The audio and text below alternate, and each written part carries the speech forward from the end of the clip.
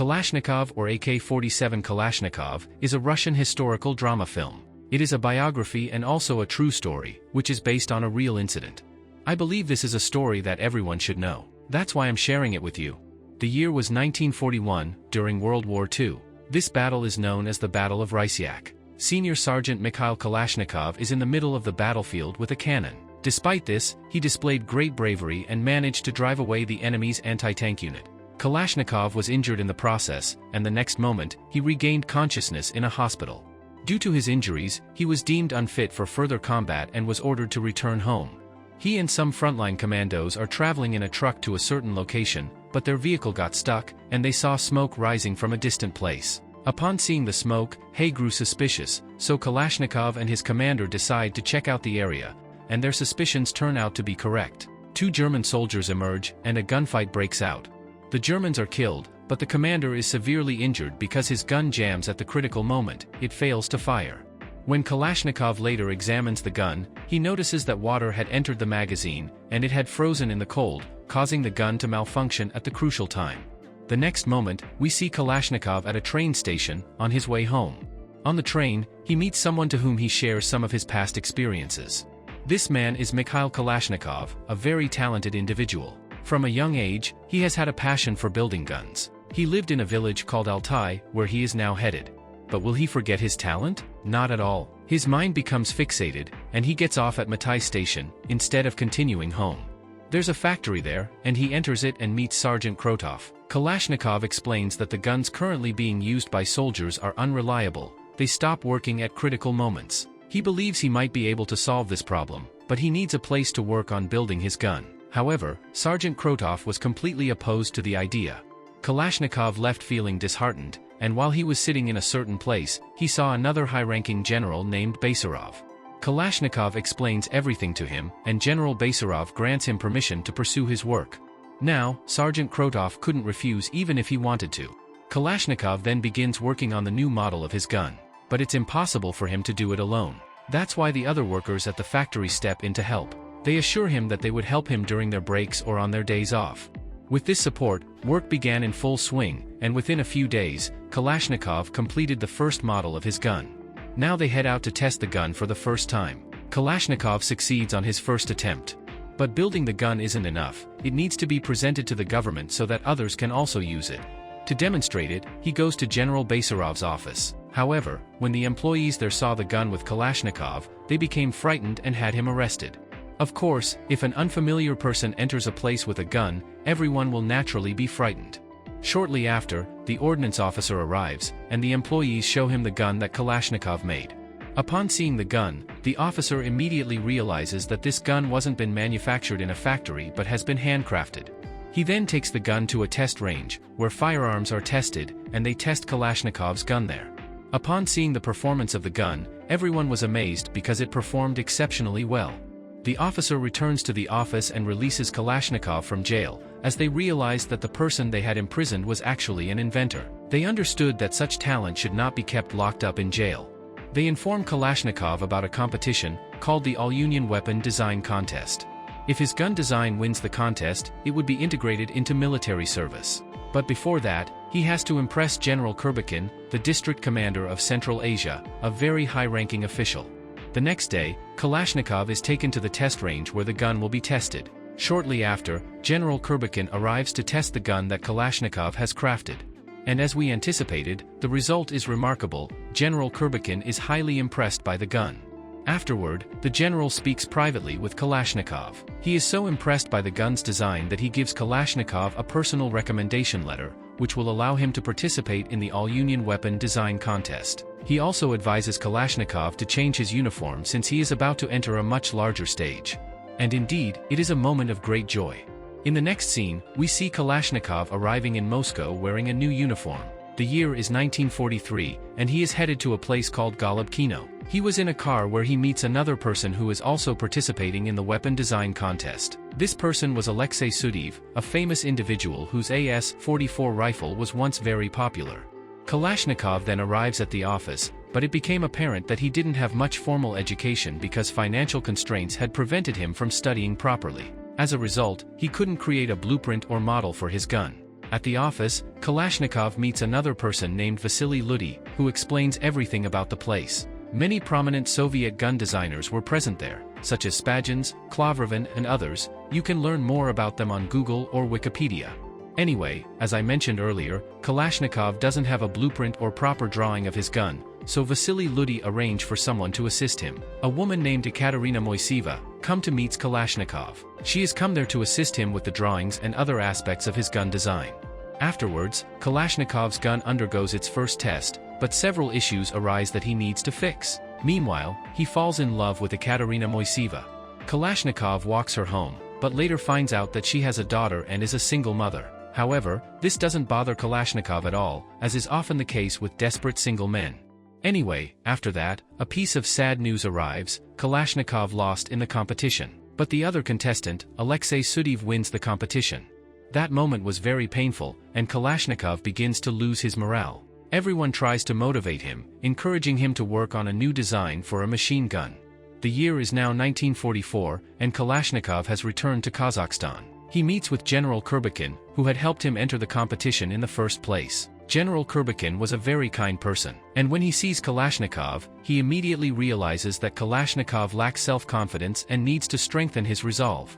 So, Kalashnikov starts working day and night on his new gun model. However, he hasn't forgotten his love. They continue to write letters to each other. Meanwhile, his new gun model is completed. When they test the gun, it proves successful. Now it's time to present the new gun to the government, so he sets off for Moscow with Captain Lobov. At the train station, Kalashnikov spots a man who is a prisoner, and he is none other than his own brother. This is because the country is in the midst of a civil war.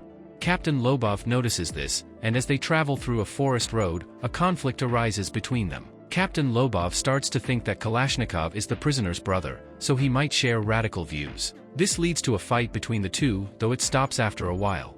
Then Kalashnikov reaches his destination and does what most guys typically do. After reaching there, he meets his girlfriend. After all, they see each other again after a long time, and they spend a wonderful moment together. The next day, Kalashnikov's machine gun is tested, and he is accompanied by another competitor. Unfortunately, both of them fail in the competition. The designs for both guns are completely rejected due to some technical problems. They are advised to abandon the machine gun and work on a new gun model. Naturally, Kalashnikov feels deeply disappointed. His spirits are broken, and he no longer wants to build guns. He simply wants to return to his former role as a soldier. However, as we saw, he is injured, therefore he cannot be sent to fight until he is fully physically fit. Captain Ludy tries hard to motivate Kalashnikov, telling him that he possesses exceptional talent that is rare among people. Kalashnikov lies awake at night, starts thinking that if he hadn't gotten off the train that day and had gone home, his life might have been very different now, a life with full of happiness, as he spent his childhood. The next day, Kalashnikov visits his girlfriend's house and meets her mother. Naturally, she asks the usual questions that mothers of daughters ask. However, Kalashnikov sets aside all his fears and directly proposes to Ekaterina for marriage. But the next day, the situation changes entirely. The long-standing war has ended, and the Soviet Union has emerged victorious, bringing great joy to everyone. But it is also true that soldiers will no longer need guns as much. Kalashnikov has spent years working on his new gun model, but now what will he do? Now the war is over. Soldiers might not need guns anymore. Kalashnikov goes to Comrade Colonel with a heart full of sorrow, and expresses his concerns that the war is over and he has been working on his new gun design. What he will do now? Comrade informs him that there is good news. The production of guns will continue. Even though the war has stopped, the demand for guns has not decreased, and Kalashnikov can continue working on his new gun.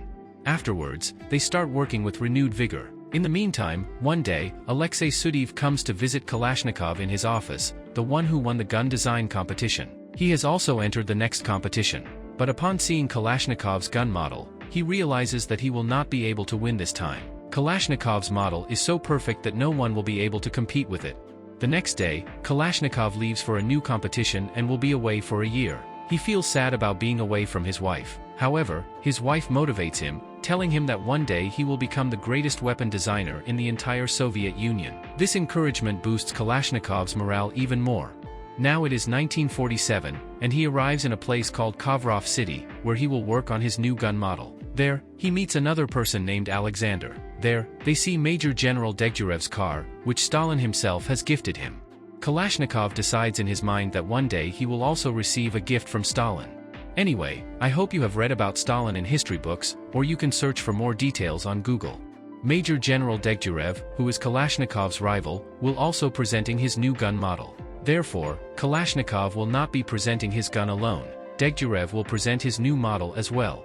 Kalashnikov then works with complete focus and finally completes his new gun model. However, the test firing is needed to ensure that the gun works properly. But at the firing range, General Degtyarev's guns are being tested. This means Kalashnikov cannot test his gun yet and will have to wait for almost 2 days. But he cannot contain his excitement. He has to test his gun right now. Ignoring all the rules, he sets up an iron drum in a part of the facility and starts shooting at it to test his gun. Everyone gets scared, wondering why someone is suddenly shooting outside. Shortly after, the police arrive and arrest Kalashnikov. Despite this, Kalashnikov is smiling, because every shot from his gun hits the target accurately. The next day, Major General Degtyarev himself calls Kalashnikov, even though he is Kalashnikov's rival. The general treats Kalashnikov very well and wants to see the design of his new gun, which is unusual because engineers typically do not show their new models to other engineers. However, General Degtyarev assures him that he will not steal his design. Kalashnikov then shows the gun to General Degtyarev, who examines it thoroughly. The general admits the absolute truth that Kalashnikov's gun is so advanced that Degtyarev's own gun cannot compete with it. In other words, Kalashnikov's gun is far superior, and no one in the competition can match it.